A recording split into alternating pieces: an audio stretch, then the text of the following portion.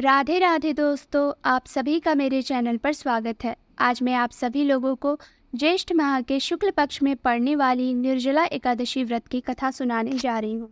कृपया करके इस परम पावन कथा को पूरा जरूर सुनें और इसे बीच में ना छोड़ें।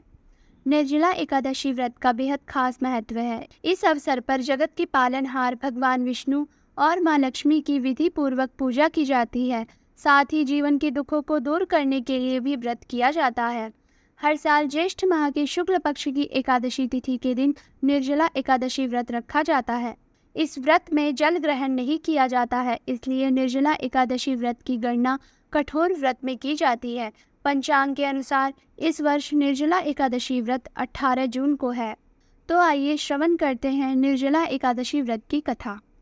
भीमसेन व्यास जी से कहने लगे कि हे पितामह, भ्राता युधिष्ठिर, माता कुंती, द्रौपदी, अर्जुन, नकुल और सहदेव आदि सब एकादशी का व्रत करने को कहते हैं, परंतु महाराज मैं उनसे कहता हूँ कि भाई, मैं भगवान की शक्ति पूजा आदि तो कर सकता हूँ, दान भी दे सकता हूँ, परंतु भोजन के बिना नहीं रह सकता। इस पर व्यास जी कहने लगे कि हे भीमसेन, यदि तुम नरक को बुरा और स्वर्ग को अच्छा समझते हो तो प्रति मास की दोनों एकादशियों को अन्न मत खाया करो। भीम कहने लगे कि हे पितामह, मैं तो पहले ही कह चुका हूँ कि मैं भूख सहन नहीं कर सकता। यदि वर्ष भर में कोई एक ही व्रत हो तो वह मैं रख सकता हूँ, क्योंकि मेरे पेट में वृक नाम वाली अग्नि है, सो मैं भोजन किए बिना नहीं रह सकता। भोजन करने से वह शांत रहती है, इसलिए पूरा उपवास तो क्या, एक समय भी बिना भोजन किए रहना कठिन है।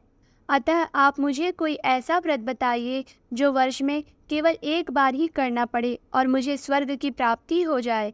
श्री व्यास जी कहने लगे कि हे पुत्र, बड़े बड़े ऋषियों ने बहुत शास्त्र आदि बनाए हैं, जिनसे बिना धन के थोड़े परिश्रम से ही स्वर्ग की प्राप्ति हो सकती है।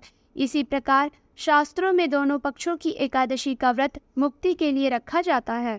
व्यास जी के वचन सुनकर भीमसेन नरक में जाने के नाम से भयभीत हो गए और काँप कर कहने लगे कि अब क्या करूं? मास में 2 व्रत तो मैं कर नहीं सकता।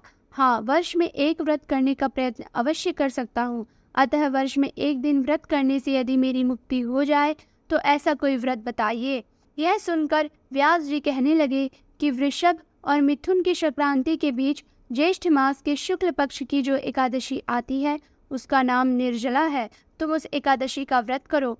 इस एकादशी के व्रत में स्नान और आचमन के सिवा जल वर्जित है। आचमन में 6 मासे से अधिक जल नहीं होना चाहिए, अन्यथा वह मद्यपान के सदृश हो जाता है। इस दिन भोजन नहीं करना चाहिए, क्योंकि भोजन करने से व्रत नष्ट हो जाता है। यदि एकादशी को सूर्योदय से लेकर द्वादशी के सूर्योदय तक जल ग्रहण ना करे तो उसे सारी एकादशियों के व्रत का फल प्राप्त होता है।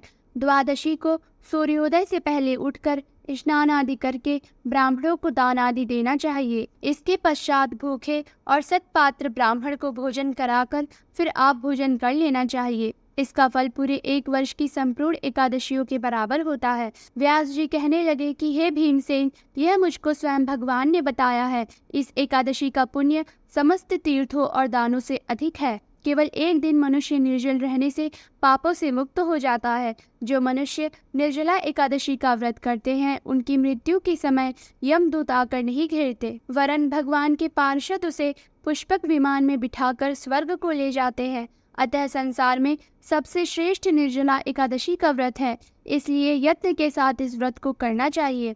उस दिन ओम नमो भगवते वासुदेवाय मंत्र का उच्चारण करना चाहिए और गौदान करना चाहिए। इस प्रकार व्यास जी की आज्ञानुसार भीमसेन ने इस व्रत को किया, इसलिए इस एकादशी को भीमसेनी या पांडव एकादशी भी कहते हैं। निर्जला व्रत करने से पूर्व भगवान से प्रार्थना करें कि हे भगवान, आज मैं निर्जला व्रत करता हूँ, दूसरे दिन भोजन करूँगा। मैं इस व्रत को श्रद्धा पूर्वक करूँगा, अतः आपकी कृपा से मेरे सब पाप नष्ट हो जाएं। इस दिन जल से भरा हुआ एक घड़ा वस्त्र से ढककर स्वर्ण सहित दान करना चाहिए। जो मनुष्य इस व्रत को करते हैं उनको करोड़ पल सोने के दान का फल मिलता है, और जो इस दिन यज्ञादिक करते हैं उनका फल तो वर्णन ही नहीं किया जा सकता। इस एकादशी के व्रत से मनुष्य विष्णु लोक को प्राप्त होता है। जो मनुष्य इस दिन अन्न खाते हैं वे चांडाल के समान हैं, वे अंत में नरक में जाते हैं। जिसने निर्जला एकादशी का व्रत किया है उसने चाहे कोई भी पाप किया हो, मगर इस व्रत के प्रभाव से स्वर्ग जाता है। हे कुंती पुत्र, जो पुरुष या स्त्री श्रद्धापूर्वक इस व्रत को करते हैं, उन्हें अग्रलिखित कर्म करने चाहिए। प्रथम भगवान का पूजन, फिर गौदान, ब्राह्मणों को मिष्ठान व दक्षिणा देनी चाहिए तथा जल से भरी कलश का दान अवश्य करना चाहिए। निर्जला के दिन अन्न, वस्त्र, उपाहन, जूती आदि का दान भी करना चाहिए। जो मनुष्य भक्ति पूर्वक इस कथा को पढ़ते या सुनते हैं, उन्हें निश्चय ही स्वर्ग की प्राप्ति होती है। तो आप सभी बोलिए, लक्ष्मी नारायण की जय हो, निर्जला एकादशी व्रत की जय हो। तो ये रही निर्जला एकादशी, भीमसेनी एकादशी व्रत की कथा। अगर आपको हमारी ये वीडियो पसंद आई हो तो हमारी इस वीडियो को लाइक करें और इसे ज़्यादा से ज़्यादा शेयर करें, और ऐसी भक्ति कथा कहानी सुनने के लिए हमारे चैनल को सब्सक्राइब करें और कमेंट सेक्शन में जय लक्ष्मी नारायण की लिखना ना भूलें। तब तक के लिए राधे राधे, जय श्री हरि।